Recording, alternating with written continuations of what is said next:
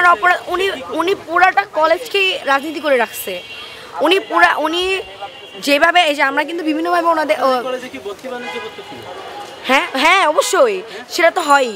আমাদের কলেজে যদি সিট থাকে ৬,০০০, আমাদের প্রিন্সিপাল নেয় ৮,০০০, নেওয়ার পরে ২,০০০ নেয়, বিভিন্নভাবে ঘুষ নেয় বা ৭,৫০০ টাকা মানে দিয়ে ভর্তি হওয়া প্রাইভেট একটা কলেজে, এটারই অনেক অ্যাবিলিটি থাকে না, তার থেকেও বেশি ঘুষ নিয়ে ভর্তি করে।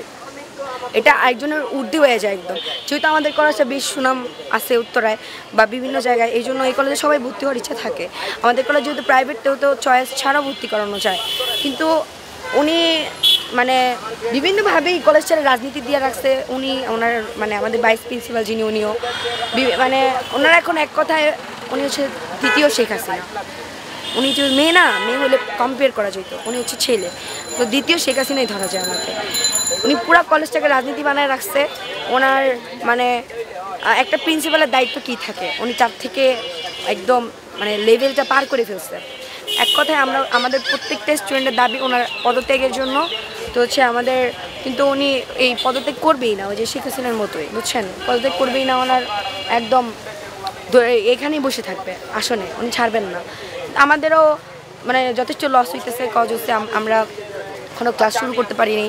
আমাদের ক্লাস শুরু হওয়ার কথা ছিল অনেক আগে, কারণ উনি যদি 2 মাস কলেজে নাও আসে ওনার কোনো ক্ষতি হবে না, কারণ উনি যথেষ্ট মানে লাভ এখান থেকে নেয় কলেজ থেকে ওনার যথেষ্ট, উনি যে পরিমাণ বাংলাদেশের মানে এই ফরিদ আহমেদের কথা এত স্টুডেন্ট ওনার পদত্যাগ চাইতেছে, মানে আমি বুঝতেছি না বাংলাদেশে এত নেতাদের এত শরম লজ্জা নাই।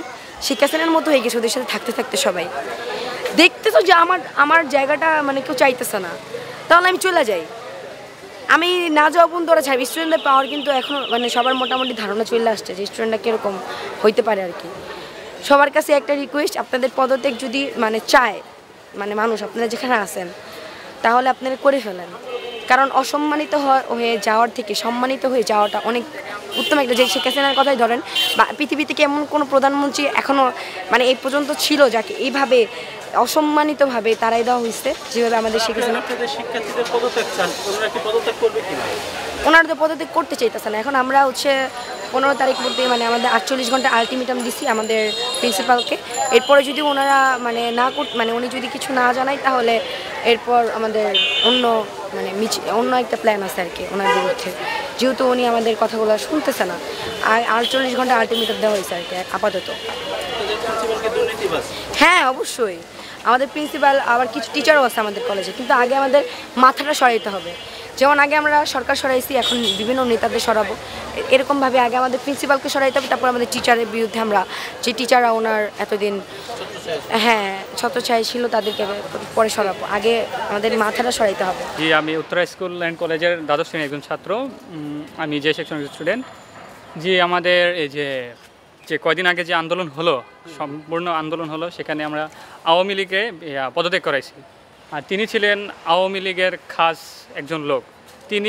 তিনি না, আমাদের কলেজের ভাইস প্রিন্সিপালও ছিল পুরো আওয়ামী লীগের, মানে সম্পূর্ণ আওয়ামী লীগের ছিল।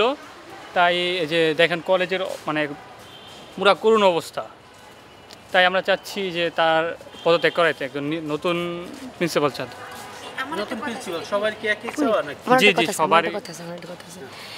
এই যে এই আন্দোলনের সময় যখন উত্তরায় এত মানুষ, এই যে আন্দোলনের সময় 11-12 জন করে স্টুডেন্ট, কতজন প্রতিদিন আন্দোলনে, এখানে কী হয়েছে, আমরা আমাদের স্যারদের বলছি যে স্যার গেটটা খোলা রাখেন, আমরা স্টুডেন্টরা ভিতরে ঢুকবে, যেহেতু বাইরে পাশে যেহেতু শিক্ষা প্রতিষ্ঠানে গুলি করতে পারবে না ওরা, তো আমরা ভিতরে ঢোকার জন্য স্যার আমাদের না করে দিছিল যে না ঢুকানো যাবে না।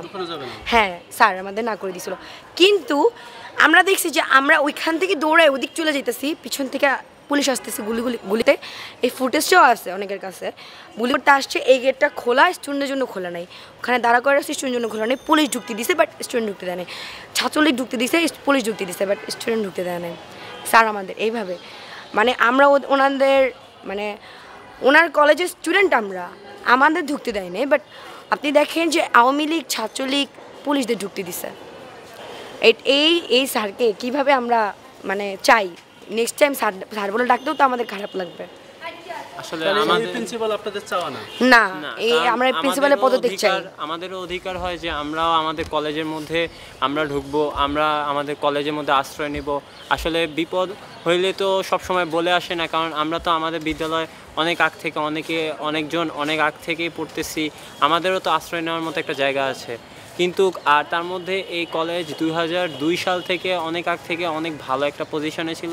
আর এই কলেজে মূলত রাজনৈতিক অনেক কিছুই চলে আসতেছে যা আমরা চোখের নাগালে দেখতে পাচ্ছি না। যেমন সিট যদি থাকে 7,000, স্টুডেন্ট নেওয়া হয় 12,000 এরকম।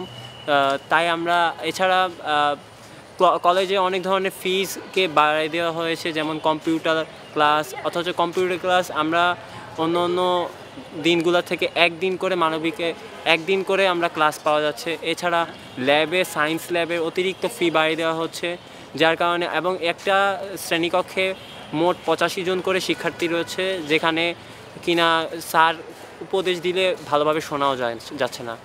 আর প্রধান কথা হলো যে এই কলেজের ওয়াশরুম, পানির ব্যবস্থা খুবই বাজে অবস্থা। তাও খুবই এগুলোর গরম। ফিস, কারেন্ট বিল ইত্যাদি সব ধরনের ফিস আমাদের থেকে নিচ্ছে। আমরা জীবনে লাইব্রেরি আরেকটা দেখি নাই। কথা হচ্ছে, আমাদের এখানে এত বড় কলেজে না আছে ডিবেটিং ক্লাব, না আছে কোনো কমন রুম, না আছে কিচ্ছু না এখানে। আর ওয়াশরুমের এত খারাপ অবস্থা, যেহেতু আমাদের কাছ থেকে এক একটা স্টুডেন্টের বেতন 1350 টাকা করে, 1450 টাকা করে, এত টাকা করে বেতন নিয়ে যদি কলেজের এত করুণ অবস্থা হয়, মাঠটা দেখছেন, মাঠটার কি খারাপ অবস্থা, এগুলোর এত খারাপ অবস্থা। একটা